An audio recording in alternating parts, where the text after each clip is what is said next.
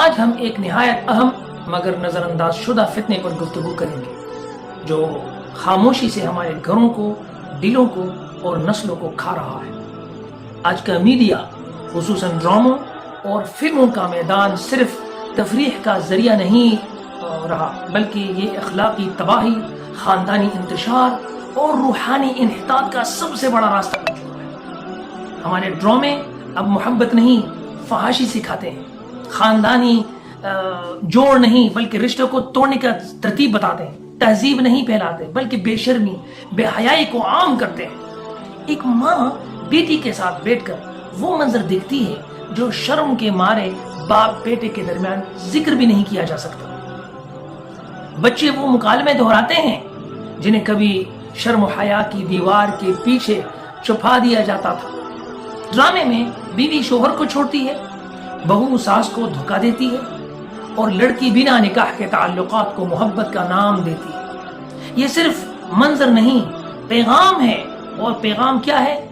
کہ تم آزاد ہو، تمہیں شرم کی کوئی قید نہیں، تم بے شرم بنو۔ اسلام ہمیں نگاہیں نیچے رکھنے، لباس میں پردہ رکھنے، رشتوں میں وفا رکھنے اور زندگی میں تقوی رکھنے کا عظیم درس دیتا ہے۔ قرآن فرماتا ہے ان الذين يحبون ان تشيع الفاحشة في الذين آمنوا لهم عذاب أليم۔ جو لوگ چاہتے ہیں کہ مومنوں میں بے حیائی پھیلے، ان کے لیے دردناک عذاب ہے۔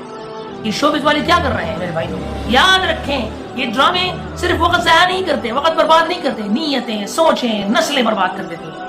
یہ زنا کی دعوت دیتی ہیں آپ کو، بدگمانی کی تعلیم اور معاشرتی انتشار کا سب سے بڑا ذریعہ یہی ڈرامے۔ اب وقت آ چکا ہے کہ ہم اپنی نگاہیں، کانوں اور دلوں کی حفاظت کریں، اپنے گھروں کو شیطانی اسکرینوں سے پاک کریں، اپنے بچوں کو حیا، غیرت اور تقوی کی تعلیم دیں اور اپنے نفس کو اسلامی حدود کا پابند بنائیں، کیونکہ جو شوق سے فتنہ دیکھتا ہے وہ کبھی حق کی غیرت نہیں جگا سکتا۔